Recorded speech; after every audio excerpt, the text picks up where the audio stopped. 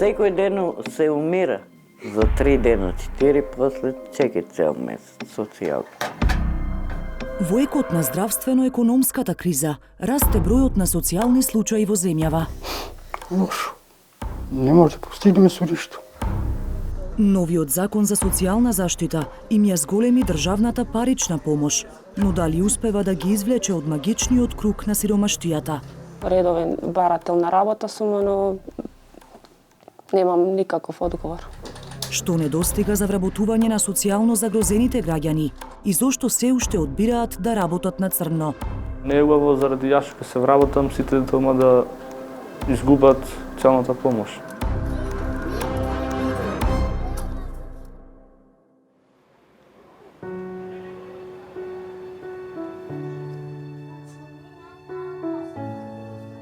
Четиригодишниот Џан од Делчево има една новогодишна желба. Па не пита. Пица, нема си. Кога ќе земеме социјалката, бе. Пали. Но неговите најблиски имаат други приоритети – да го преживеат месецот. Секој ден нервира се, тоа нема, она нема. Деца тражат се, баба. Ме боли душата. Нема. Семејството Мемедови живее од социјална помош од 7.000 денари месечно, според новиот закон, позната како гарантирана минимална помош или скратено ГМП. Но листата на основните трошоци за живот е поголема. Порано, пред да се покачува социјалката, живеехме со 2000. Ама исто така, исто е сега. Ако е покачена, многу скапија. Скапо е се. Продукти, се. И нема живот. Во обид да обезбеди некој денар повеќе, Рамизе Мемедова на 50 годишна возраст завршила обука и неколку месеци работела како негувателка на стари лица. Но од годинава, вели, не може да работи, бидејќи за истиот ангажман и побарале доказ за завршено основно образование. 7.000, па доволно беше јас да тргнам настрана за дрва, за... Друго е кога имаш приход. Со социјалка се не живее. Слична судбина дели и нејзината ќерка. Селма Шакирова неодамна останала без работа во текот на бременоста. Сега со нејзиното семејство живее само од додатокот за трето дете. Само мажот взимаше социјалка, за само него се взимаше. После се венчаме и укинаа социјалката, пошто имаме приход за трето дете. Тешко, пошто се треба, памперс треба, млеко треба, на тоа му треба, за друго нема. Ковид кризата пак им ги ограничи алтернативите за приход и од неформалниот пазар. Јас одех и кај жени по чистење, а сега не, никој те не вика, што има вирус. Кај ќе ја бараш, кај ќе најдеш работа, нема нигде. Кој ти вика денес? И идеш, дека ќе ме запосли 65 години, 66 години, кај ќе ме запосли од мене? Нигде. И да сакам да работам, не може. Но покрај ова семејство, во земјава има уште голем број социјално загрозени граѓани. Според статистиките на Министерството за труд и социјална политика, бројот на домаќинства што живеат од социјална помош од државата е во пораст. Ако во 2017 година имало околу 27.000 приматели, до 2021 година бројот е зголемен за речиси 10.000 нови домаќинства. Исплатата на помошта за овие семејства само лани ја чинеше државата над 46 милиони евра. За намалување на сиромаштијата и зголемување на ефикасноста на социјалните трансфери, во 2019 година беше воведена крупна реформа. Социјалната помош се замени со гарантирана минимална помош, која заедно со детскиот, образовниот и енергетскиот додаток ги зголеми приходите на овие семејства. Резултатот од социјалната реформа е многу значен за 30.000 домаќинства или околу 120.000 граѓани веќе 3 месеци земаат социјална парична помош за 300% во просек повисока. Но освен зголемување на паричната помош, главна цел на реформата беше и корисниците да се извлечат од сиромаштија преку нивно вработување. Клучни алки во тој процес се Центарот за социјална работа и Агенцијата за вработување, кои носат и спроведуваат соодветни планови.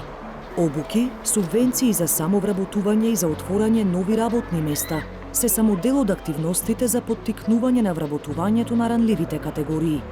Откако ќе се зајагне само довербата и мотивацијата на корисниците на гарантирана минимална помош, се создава една стабилна основа за вклучување на овие лица на пазарот на труд. Исто така со измените во законот и со заедничката соработка помеѓу институциите се зајакнува довербата на овие лица во самиот систем, односно дека не е целта тие да бидат исклучени од системот на социјална заштита, туку да им се даде едно поинакво, подобро решение, а тоа е да бидат активирани на пазарот на труд. Иако има се повеќе успешни примери, спроведувањето на оперативните планови се чини дека засега не ги дава планираните резултати. Односно, со плановите годишно се предвидува за 1200 корисници на ГМП да се подготват индивидуални планови за вработување, со кои треба да им се овозможи да се вклучат во некои од мерките и услугите на активација на пазарот. Според статистиките на Агенцијата за вработување, од предвидениот годишен опфат, во 2019 година се вработиле 288 лица, а 173 лица биле на обуки и практиканство, за што им следува одреден паричен надомест. Во 2020 година бројката на вработени пораснала на 342 лица, додека лани биле вработени 444 социјални случаи, а 100 посетувале обуки и практиканство. Сумирано, за 3 години, од 2019 до 2021 година, се вработиле околу 1100 лица корисници на социјална помош од повеќе од 30 на 1000 домаќинства кои користеле ГМП во тој период. Каде се останатите?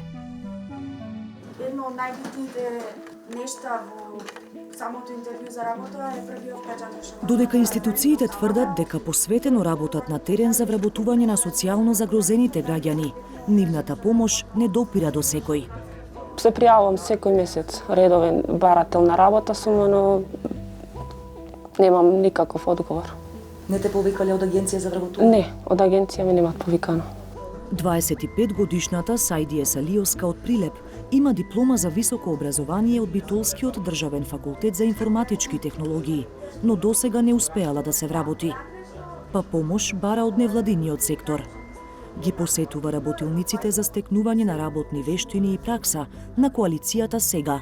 Бизнес секторот има помал слух за ваквите програми, но преку нашата програма се обидуваме да воспоставиме контакти, односно да направиме мечинг на нашите учесници со приватниот сектор. Такво искуство имали Алмире Миноски, но Јас бев на пракса како автоелектричар. За да се вработам, би сакал и јас, ама јас мислам дека треба повеќе време, подолго време искуство, за да работодавачите бара искусни луѓе. Сакам и јас да се вработам, ама ќе ми треба помош. Според Нела Исмаиловска од коалицијата Сега, се уште е проблем тромоста на институциите, кога е во прашање за јакнувањето на конкурентноста на пазарот на овие граѓани.